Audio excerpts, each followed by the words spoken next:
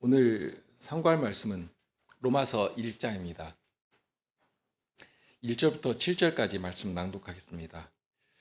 예수 그리스도의 종 바울은 사도로 부르심을 받아 하나님의 복음을 위하여 택정함을 입었으니 이 복음은 하나님이 선지자들로 말미암아 그의 아들에 관하여 성경에 미리 약속하신 것이라. 이 아들로 말하면 육신으로는 다윗의 혈통에서 나셨고 성결의 영으로는 죽은 자 가운데서 부활하여 능력으로 하나님의 아들로 인정되셨으니 곧 우리 주 예수 그리스도시니라. 그로 말미암아 우리가 은혜와 사도의 직분을 받아 그 이름을 위하여 모든 이방인 중에서 믿어 순종케 하나니 너희도 그들 중에 있어 예수 그리스도의 것으로 부르심을 입은 자니라. 로마에 있어 하나님의 사랑하심을 입고 성도로 부르심을 입은 모든 자에게 하나님 우리 아버지와 주 예수 그리스도로조차 은혜와 평강이 있기를 원하노라. 지난주에는 로마서에 본격적으로 들어가기 전에 먼저 배경이 될 만한 내용을 생각했는데요. 사도는 로마에 있는 성도들에게 당시 사람들에게 익숙한 편지 양식이라고 하는 친근한 방식을 사용해서 글을 써서 보냅니다. 글을 읽을 때 따뜻한 마음을 가지고 복음의 능력과 영광을 향해 생각을 집중할 수 있도록 하는데요.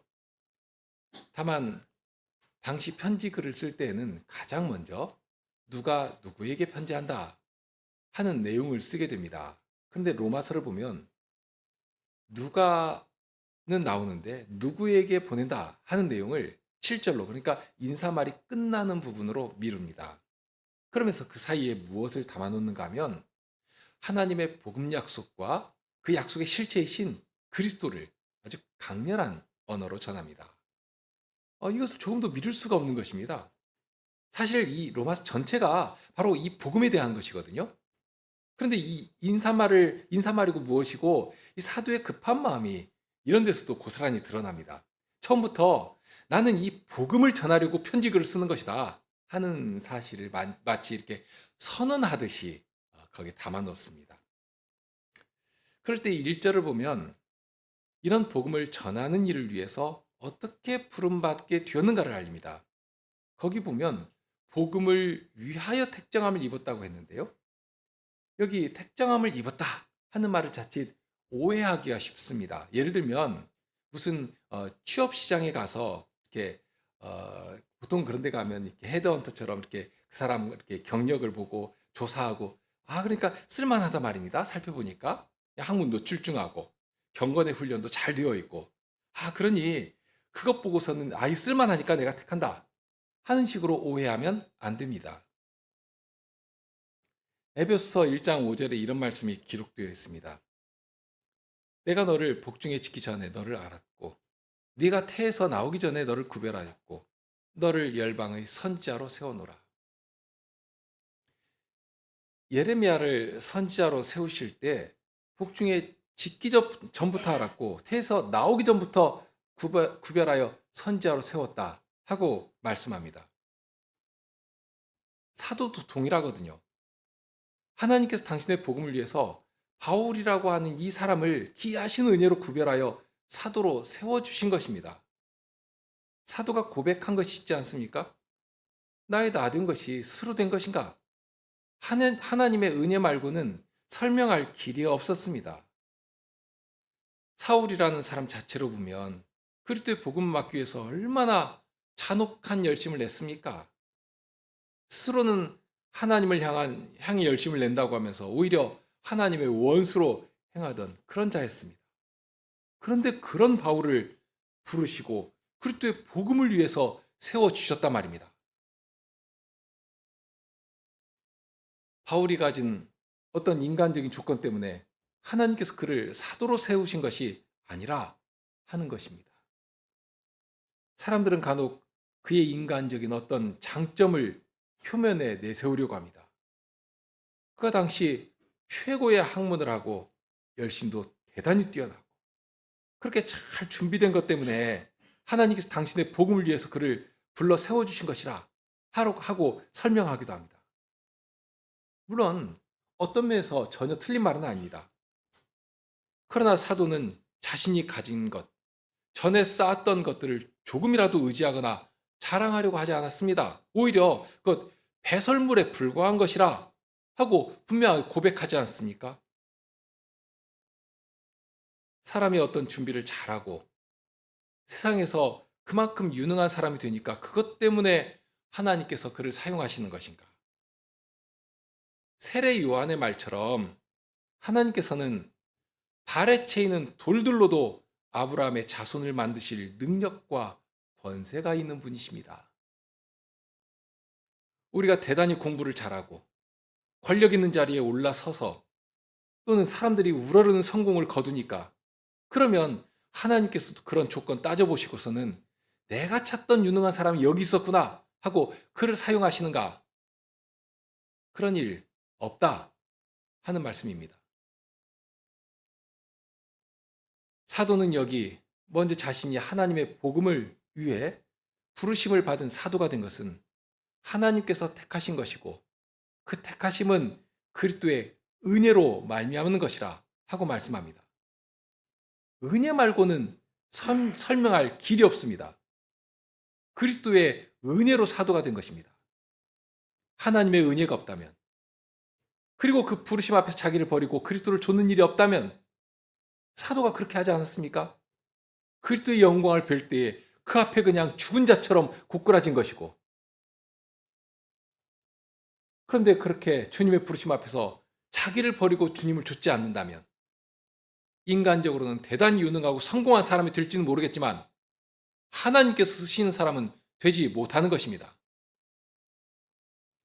처음 나오는 종이라는 말이 그렇습니다. 지난주에 그리스도의 종이라 하는 말이 무슨 뜻인지를 잠시 생각했는데요. 여기서 사도가 취한 이 종이라는 단어는 여러 종이라는 말 중에서도 노예와 같은 가장 저급한 신분을 가리키는 그런 단어입니다. 영어로는 슬레이브인데요.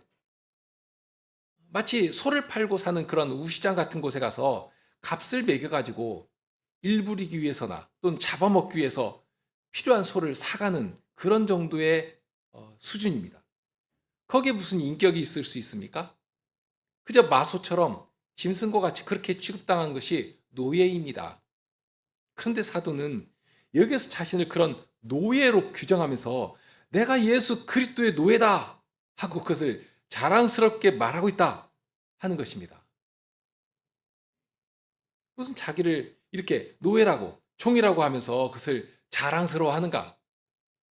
참으로 이상한 사람입니다. 그런데 사도가 자랑스러워하는 이유는 간단합니다. 내가 사람 누구의 종이 아니라 예수 그리스도의 종이기 때문입니다. 예전 머슴들도 정승집 머슴하고 저기 시골 양반집 머슴하고 같을 수가 없다고 하지 않습니까? 정승집 머슴이면 마치 자기가 정승이라도 되는 것처럼 머슴들 사이에서는 왕초 노릇을 하는 것입니다. 사람의 머슴이 되어도 그런 차이가 있는 것이 세상 방식입니다. 사도가 그렇습니다. 자기가 종은 종인데요. 그런데 사람 누구의 종이 아니라 예수 그리스도의 종이라 하는 그 이름 때문에 그냥 뿌듯하고 마냥 자랑스러운 것입니다. 무슨 예수님이 헤롯이나 글라우디오보다 돈이 많고 세상 권력이 강하니까 그것 때문에 자랑하는 것이 아닙니다. 사도의 마음을 사로잡은 것은 하나였는데요. 예수 그리스도의 사랑 때문에. 그런데 그 구속의 은혜에 지금 사도가 사로잡혔단 말입니다.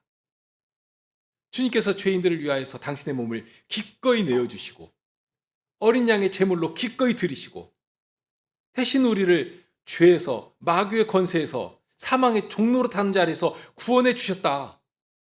정말 나를 살려주셨다 하는 그 사실 때문에 예수 그리스도의 종이라고 하는 이 이름이 수치의 이름이 아니라 정말 자랑스럽고 정말 소중한 그런 이름이 되는 것입니다.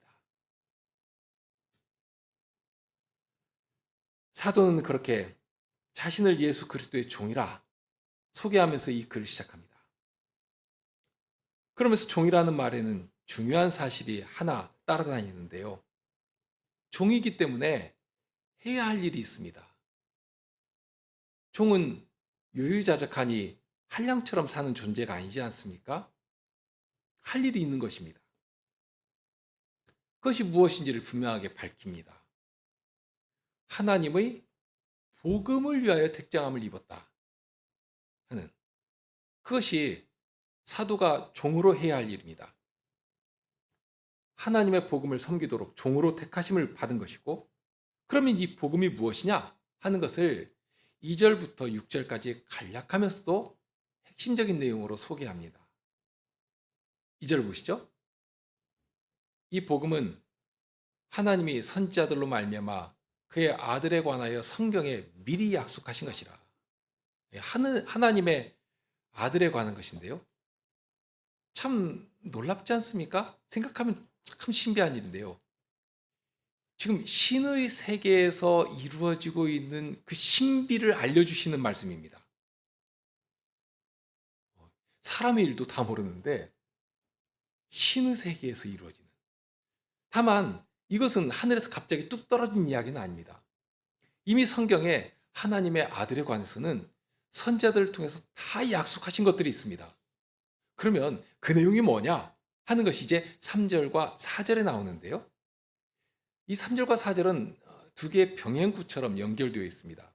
3절 시작을 보면 3절 보면 육신으로는 다윗의 혈통에서 나셨으며 이렇게 되어 있죠. 그럼 4절을 보면 성결의 영으로는 부활하여 하나님의 아들로 인정되셨다고 말합니다. 그러니까 육신이라는 말과 성결의 영이라고 하는 말이 이렇게 대조되어 나옵니다. 육신으로는 다윗의 혈통에서 나셨습니다. 그런데 성결의 영으로는 부활하여 능력으로 하나님의 아들로 인정되셨다 하고 알려주십니다. 하나님께서 아브라함에게 약속하셨던 그 구원의 씨를, 그리고 다윗에게 약속하셨던 영원한 나라를 세우실 한 후손을 이 예수 그리스도를 보내심으로써 성취하셨다 하고 전하는 것입니다. 이미 구약에서 약속해 주신 일들이고 그것이 이렇게 이루어진 것인데요. 그런데 여기에 이제 인정되셨다 하는 말이 좀 어렵게 느껴지기도 합니다. 왜 그런가 하면 인정되셨다고 하면 전에는 아니었는데 어떤 시점부터 비로소 그렇게 인정받은 것처럼 생각되니까 그렇습니다. 다만 그런 의미는 아닙니다. 조금 정확하게 표현하면 임명되신 것이다 하고 할 수 있는데요. 개역 개정 성경에서는 이것을 선포되셨다 하는 말로 번역을 해놓았습니다. 그러나 이제 그 선포되셨다는 말보다는 이게 확정지어진 것이고 거기에 세워졌다, 그 자리에 세움받았다 하는 의미가 강한 말입니다.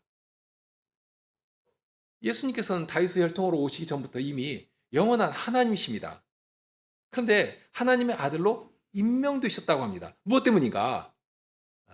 임명되시는데 무엇 때문인가? 바로 이 사도가 전하고 있는 이 복음을 완성하시고 복음에 담긴 구원을 우리 것이 되게 하시려고 그 일을 위해서 임명되신 것입니다. 독특한 직무를 위해.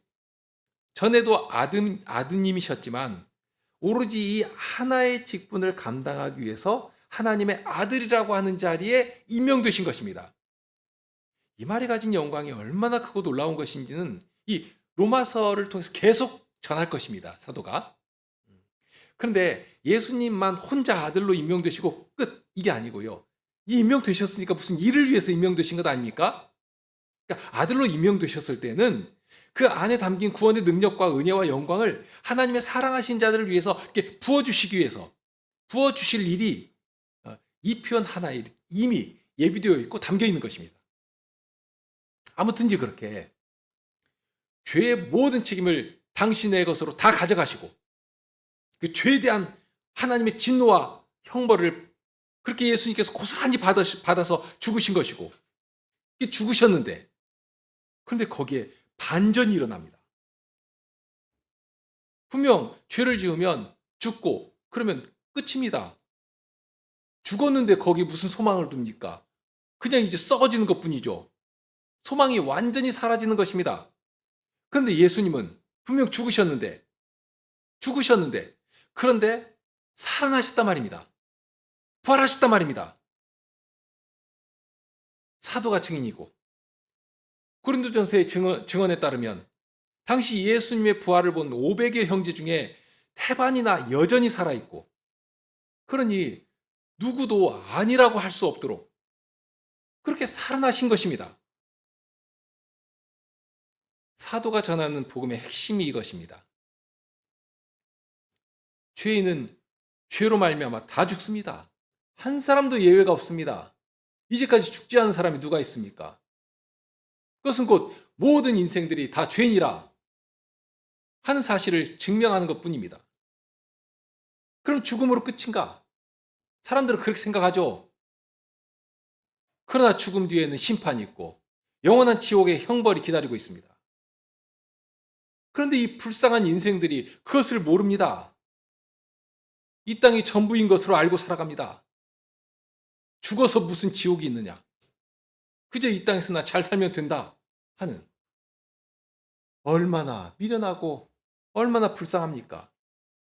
100년도 못 사는 인생이 훈이를 도모한다고 하면서 지금도 저축하고 투자도 하고 아파트도 사고 그렇게 살아가는데, 죽은 후에 심판이 있고 죄인들을 위해 예비된 영원한 형벌이 있다 하는 사실에 대해서는 생각도 안 하는 것입니다. 그러면서 마치 도살장으로 끌려가는 소가 눈앞에 떨어진 여물 한 줌이라도 더 먹겠다고 피가 나도록 뿔로 들이받고 싸우고 하는,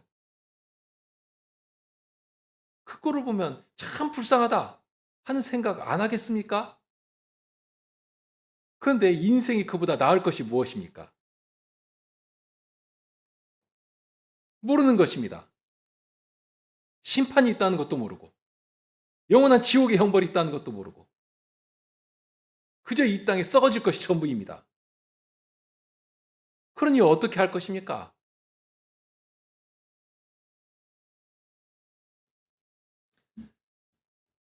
그런데 그런 자들을 위해서 예수님께서 죽으신 것입니다. 죄의 형벌을 받아서 죽으신 것입니다. 다만 거기에 대반전이 있다고 했는데요.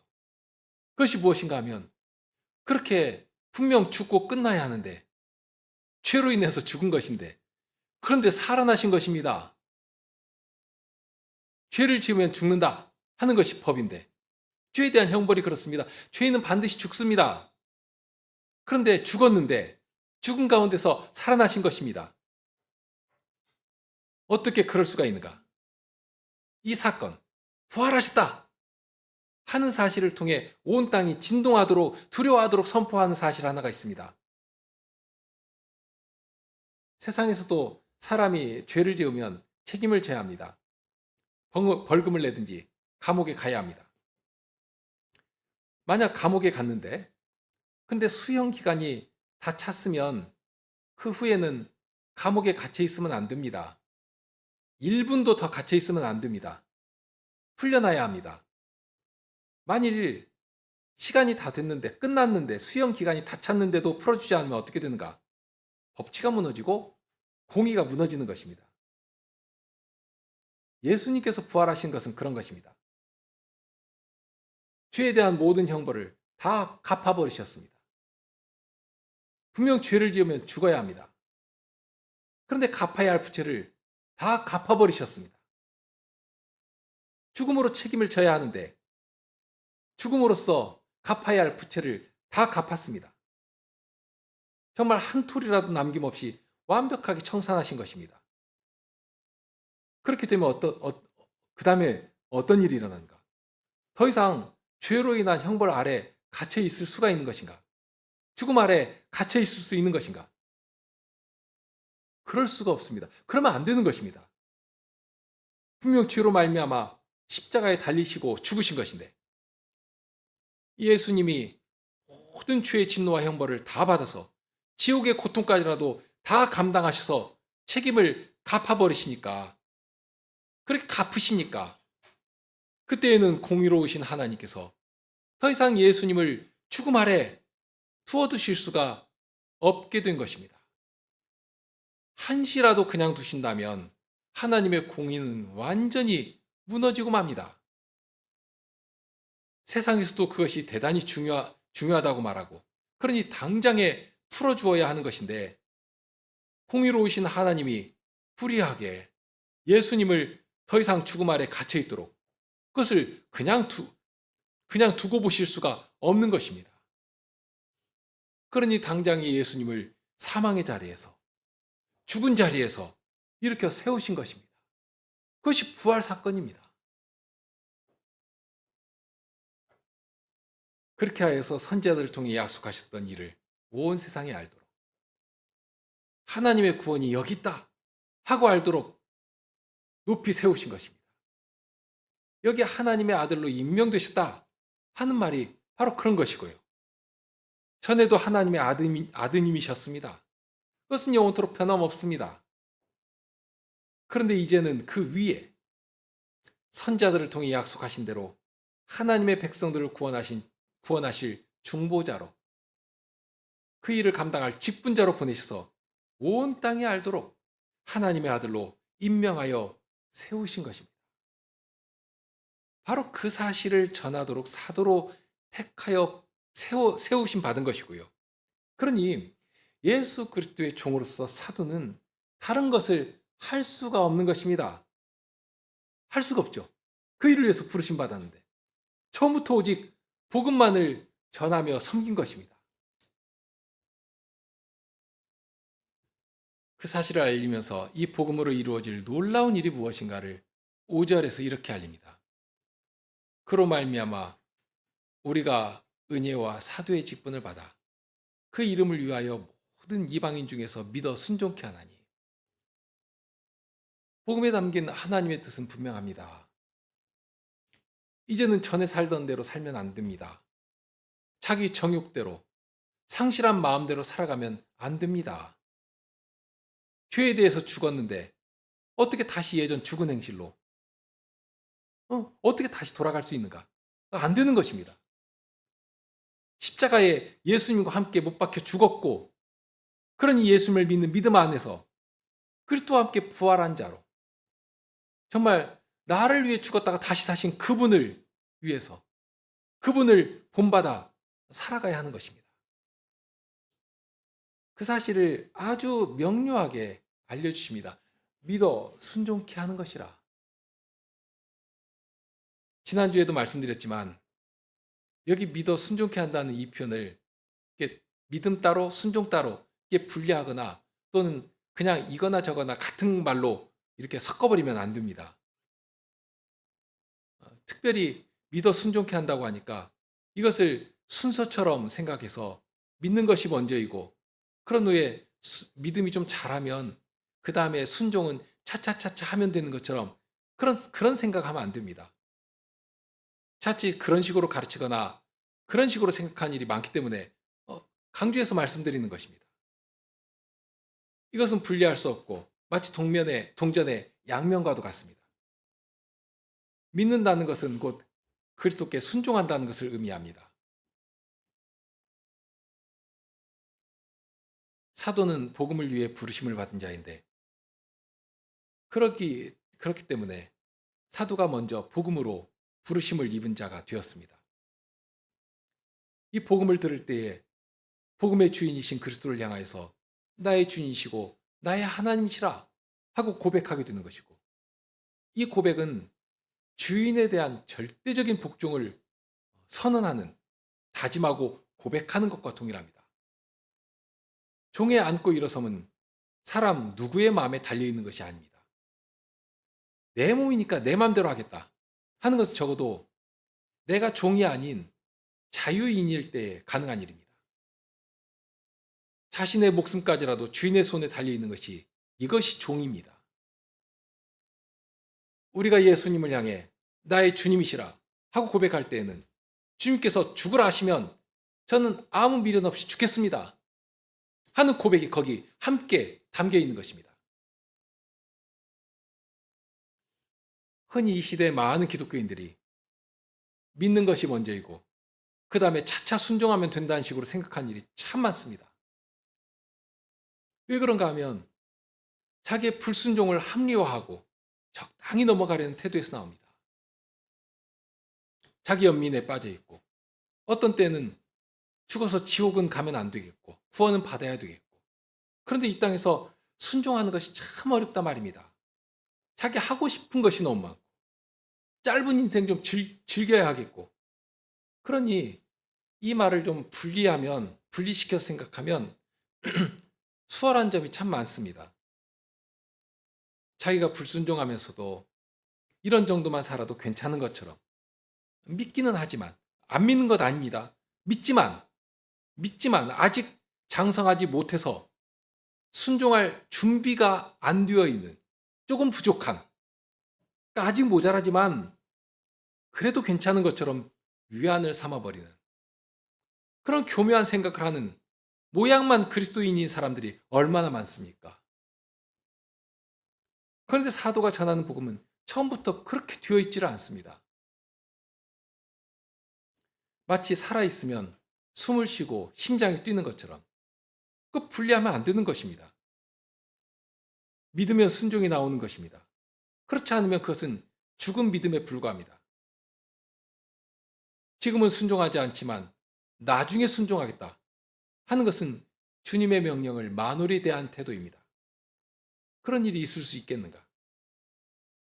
주인이 지금 가서 일해라 하고 명령하고 있는데 종이라고 말하면서도 내가 아직 여의치 않아서, 아직은 좀 형편이 안 되니까, 상황도 좀 정리되고 마음에 좀 여유도 생기고, 그러면 그때 가서 주인이 하라고 한 그것 하겠다. 때가 되면 알아서 할 것이니까 좀 체근하지 말라고 하는 그런 식의 태도를 보인다면 어떻습니까? 그러고도 주님의 종이라 말할 수 있는가? 더불어 주의할 것이 또 있습니다. 자칫 믿음과 순종을 바꿔쳐서 마치 무엇인가 종교적 행위나 율법의 일들을 나타내 보이면 그것이 곧 믿음인 것처럼 그렇게 생각해도 안 됩니다. 사람들은 그런 유혹에 쉽게 빠지거든요. 당장에 손에 잡을 수 있는 어떤 율법의 행시를 이렇게 나타내 보이며, 그러니까 마치 이렇게 유대인들이 그 율법의 일들을 참 자랑하지 않습니까? 근처에 11조도 바치고 일주일에 2번씩 금식도 하고, 또 보란 듯이 사람들 앞에서 이렇게 막 자선 사업도 하고, 그렇게 다른 사람보다도 더 열심히 무엇인가를 이렇게 하면, 그러면 이게 차별된 신앙인처럼, 그러면서 내가 무엇인가 하나님께서 기뻐하시는 그런 삶을 살아가는 것처럼 이것이 곧 믿음이구나 하고 믿음과 이렇게 바꿔 생각해 버리는 것입니다. 스스로도 속기 쉽거든요. 적어도 내가 아무개 저 사람보다는 믿음이 이만큼 좋은 것이라 하고 생각해 버립니다. 그러나 그것이 믿음은 아닙니다. 사도는 그런 것을 가리켜서 율법의 행위라 하고 말합니다. 이 율법의 행위는 믿음과 대립되는 것이지 믿음의 순종이 아닙니다. 그러면 이렇게 믿어 순종케 하는 이유가 무엇인가? 순종하는 그 자체가 목적인가? 아닙니다. 믿어 순종하는 이유가 있습니다. 이제 앞으로 그 일에 대해서 계속 전할 것인데요. 여기 5절에 그러면 무엇 때문에 믿어 순종하는 것이냐 하는 것을 알려주시거든요. 그것이 5절 중간에 나옵니다. 무엇을 위해서? 그의 이름을 위하여. 무엇 때문이냐? 그의 이름. 하나님의 이름을 위하여 믿어 순종하는 것이라 하고 알려주십니다. 사도는 계속해서 복음의 내용을 섬세하면서도 깊이 있게 다룰 것입니다. 계속해서 복음이 가진 은혜의 부유함에 대해 아주 다양한 말씀으로 전해 주실 것이지만, 그에 앞서서 복음이 가진 핵심적인 내용을 마치 이렇게 제목과도 같이 서두에 탁 제시하시면서 이제 이어지는 이 선신서를 쭉 읽어갈 것인데요. 성도들이 읽어갈 것인데, 먼저 이렇게 이 주제다. 이 주제를 중심에 딱 붙잡고서 읽어가기를 원한 것을 그래서 보게 됩니다. 첫째는 믿음의 순종을 하는 것이고, 그러면 왜 믿어 순종을 해야 하는 것이냐 할 때 하나님의 이름을 위해서 해야 한다. 이거 우리에게 익숙한 말로 하면 하나님의 영광을 위해서 그렇게 해야 되는 것이다 하는 것을 알려주시는 것입니다. 그러면서 사도는 너희 중에 한 사람도 예외도 없이 바로 이 복되신 일들을 위해서 부르심을 받았다 하는 사실을 알려주십니다. 너희들도 그렇다. 이 표현이 담긴 은혜 부여하심이 얼마나 큰지 모릅니다. 정말 위로가 되는 말씀이거든요. 자, 먼저 말씀드리면 사람들은 교회 안에서도 차별을 두고 믿음 좋고 나쁘고 또는 믿은 지 오래되고 또는 그렇지 못하고 이렇게 어떤 것과 이렇게 비교하고 판단하면서 교묘한 차별의식을 가지려고 합니다. 스승의 자리에 서려고도 하고요. 그런데 사도는 그런 차별을 두지 않습니다. 모두가 동일합니다. 너희도 그들 중에 있다 하는 이 말씀인데요.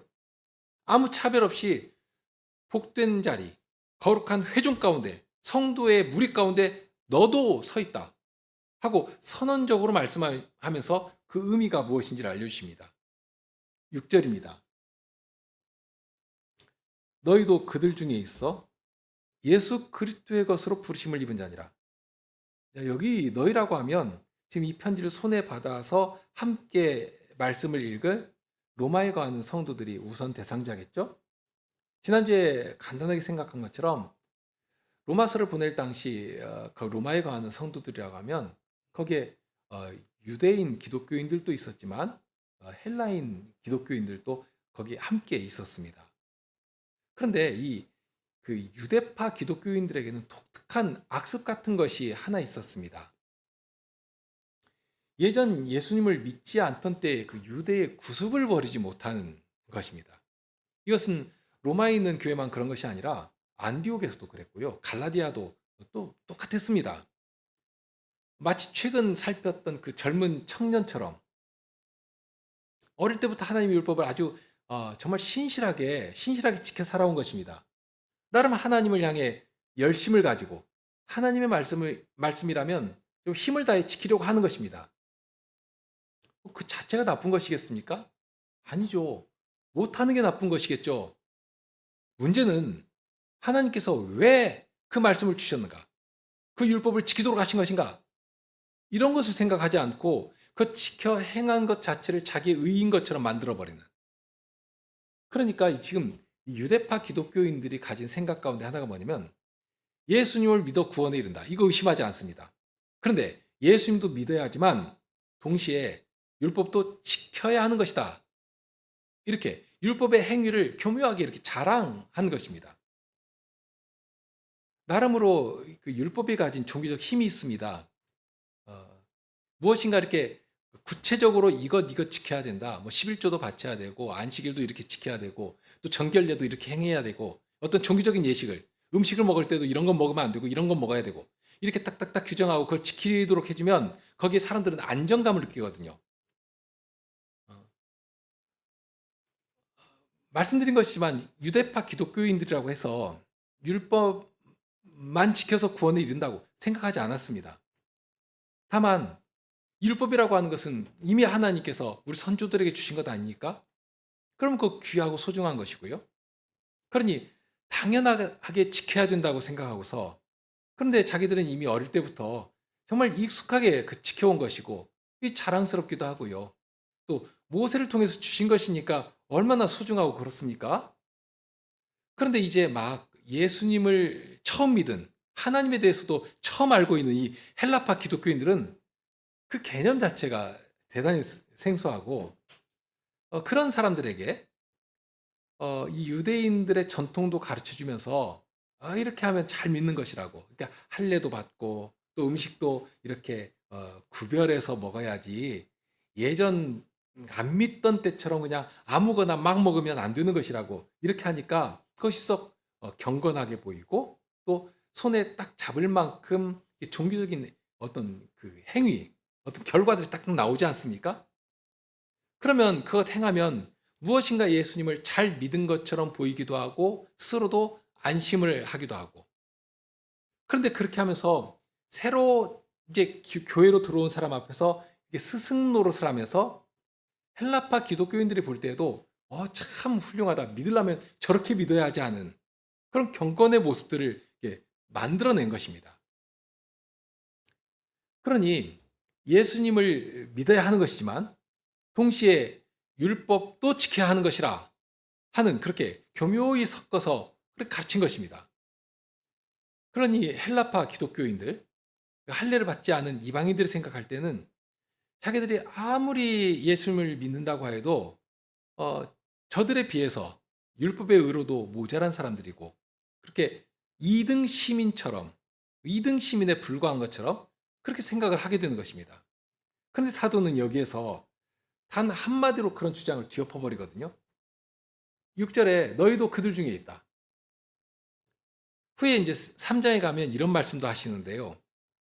곧 예수 그리스도를 믿음으로 말미암아 모든 믿는 자에게 미치는 하나님의 은이 차별이 없느니라. 하나님께서 부르실 때는 거기 무슨 어릴 때부터 잘 율법을 지킨 유대인들이니까 다르고 이방이었던 헬라인이니까 그 조금 모자라고 이런 것이 있을 수 있는가? 차별이 없는 것입니다. 세상은 어떻게든지 차별을 두고 그 차별을 기반으로 해서 스스로 높은 것처럼 무엇인가 대단한 사람인 것처럼 올라서서 자기를 자랑하려고 하는 것 아닙니까? 심지어 교회에 들어와서도 그런 높은 마음을 내려놓지를 못합니다. 그런데 사도가 전하는 복음의 성격은 어떤가? 차별이 있을 수 없다 하고 말씀합니다. 그러니 이 차별 없는 복음으로 부르심을 받은 자들에게 있어서 인생 자랑할 것이 있겠는가? 뭐 자랑할 게 있겠습니까? 자랑하는 자는 주 안에서만 자랑할 수 있는 것이고요. 또 자랑되는 십자가의 복음이고 높이 되시는 것은 그리스도의 십자가 외에는 정말 십자가 외에는 없는 것입니다.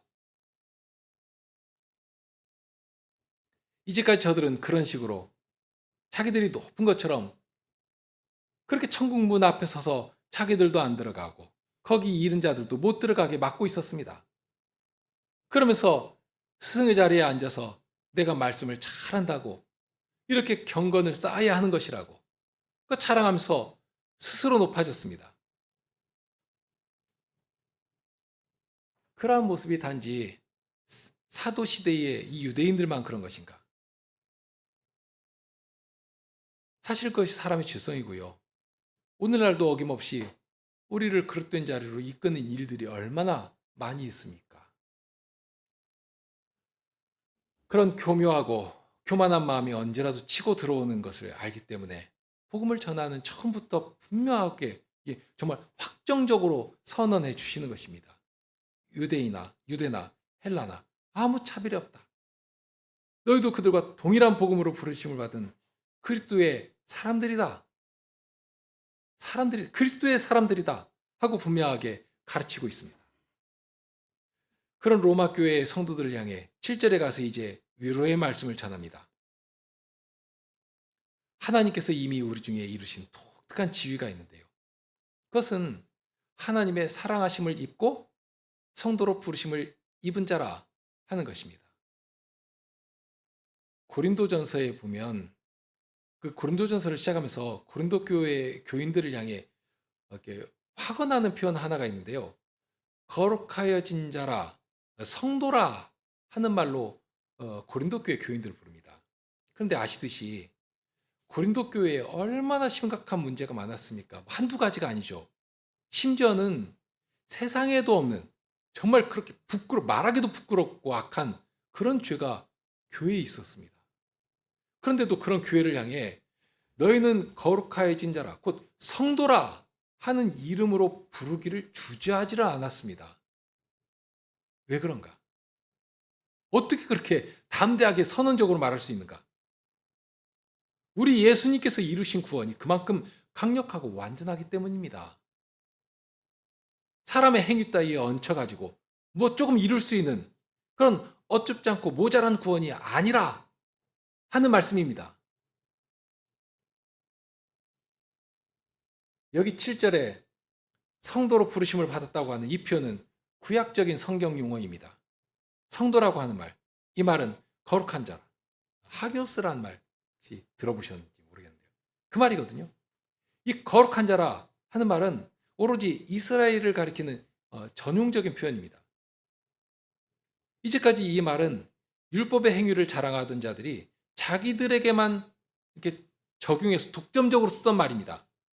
그런데 사도는 그렇게 유대인들만 독점적으로 사용하던 이 용어를 이방인 성도들에게까지 아무런 차별 없이 사용해 버립니다. 지금 그렇게 하고 있지 않습니까? 바로 너희가 하나님의 사랑을 입은 자들이고 너희가 바로 거룩한 무리라, 참 이스라엘이라 하고 부릅니다. 이방이든지 유대든지 벽이 허물어져 버린 것입니다. 그러면서 마지막에 하나님 우리 아버지와 주 예수 그리스도로 주차 은혜와 평강이 있기를 원한다 하는 축복의 말로 인사를 마칩니다. 이 말조차 지금 이 글을 읽고 있을 성도들에게 이 말, 하나님의 축복을 구약적인 언어로 선언하는 축복의 말입니다. 은혜는 오직 하나님의 백성들만이 누릴 수 있는 특권입니다. 아무에게나 하나님께서 은혜를 베푸시는가? 그런 일 없습니다. 여기 하나님의 은혜는 하나님의 사랑하심을 받은 자만이 누리는 특권입니다. 하나님 나라의 사명을 위해 기꺼이 자신을 드리는 자들을 향해 내리시는 특권이라 하는 말씀입니다.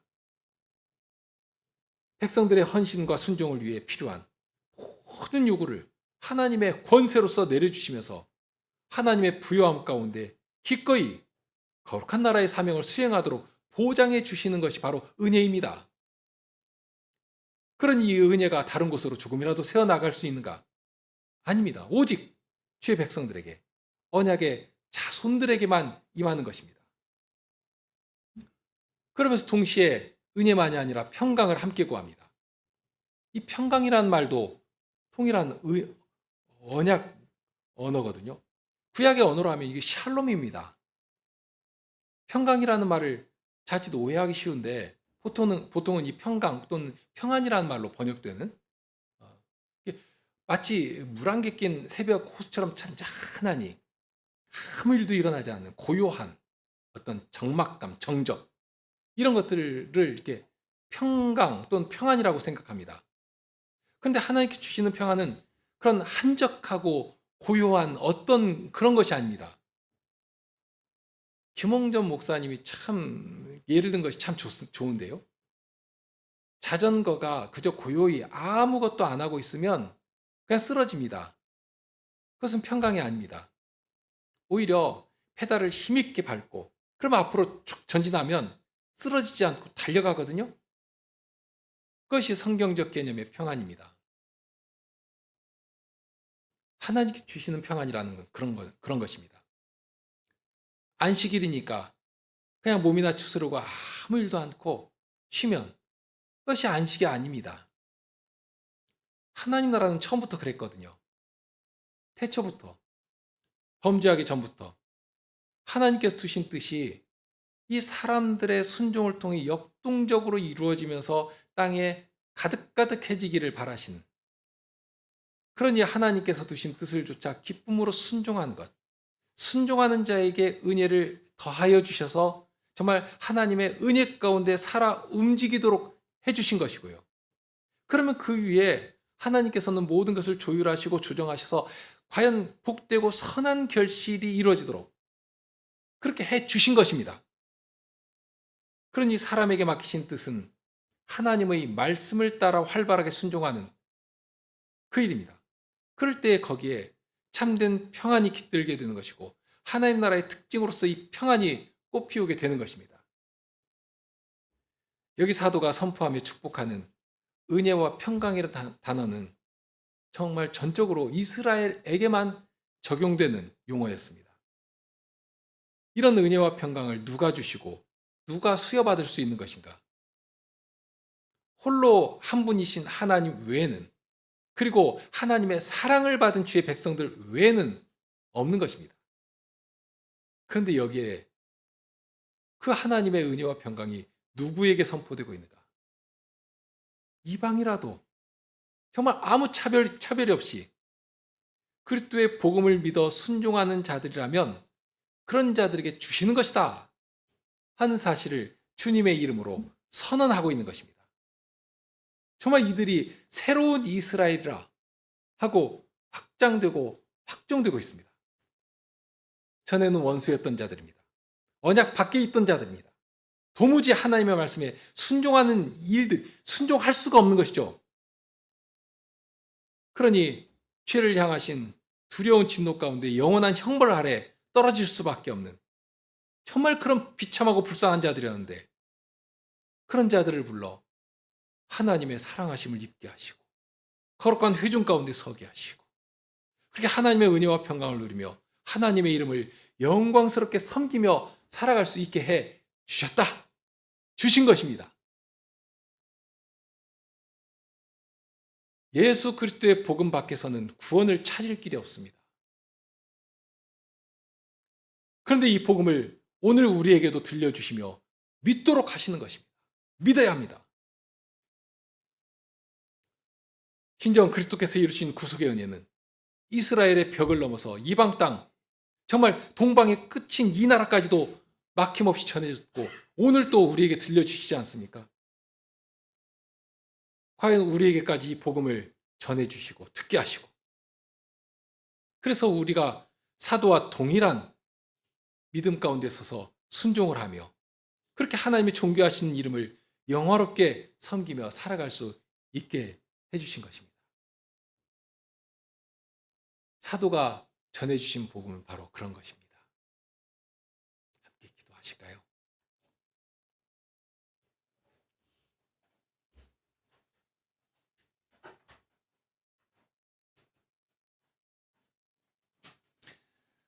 주님의 이름과 그 복음만이 높이 되시고 찬양 받으시기를 소망합니다. 전에는 정말 아무 소망을 가질 수가 없던 그런 자들이고 썩어질 육체의 욕망을 따라 지내며 하나님의 진노 가운데 마침내 영원히 꺼지지 않을 지옥불에 던져질 그런 자들인데, 그런 자들을 사랑하시고 부르셔서 복음을 위해 살아가는 자들이 되게 해 주셨사옵니다. 그러니 사도의 말씀처럼 주님 외에 저희에게서 나타나야 할 것이 무엇이겠습니까? 주님이 나타나지 아니하신다면 저희 안에 강하게 남아있는 그 죄의 욕망과 육체에 썩어질 것들이 튀어나올 수밖에 없을 것입니다. 주님, 저희를 복음으로 부르셨고 평안의 사도로 부르신 그 부르심이 어떠한 것인지를 말씀에서 늘 새롭게 배워가게 하시고, 다만 아는 자리에 머물러서 알기만 하는 그런 지식은 사람을 교만하게 만든다 하고 경고하신 것인데, 그런 자리에 떨어진 일이 없이 믿어 순종하는 주의 신실한 백성들 되도록 성식께서 저희를 이 말씀으로 이끌어 주시기를 구하옵니다. 우리 주님 예수 그리스도 이름으로 기도하옵나이다. 아멘.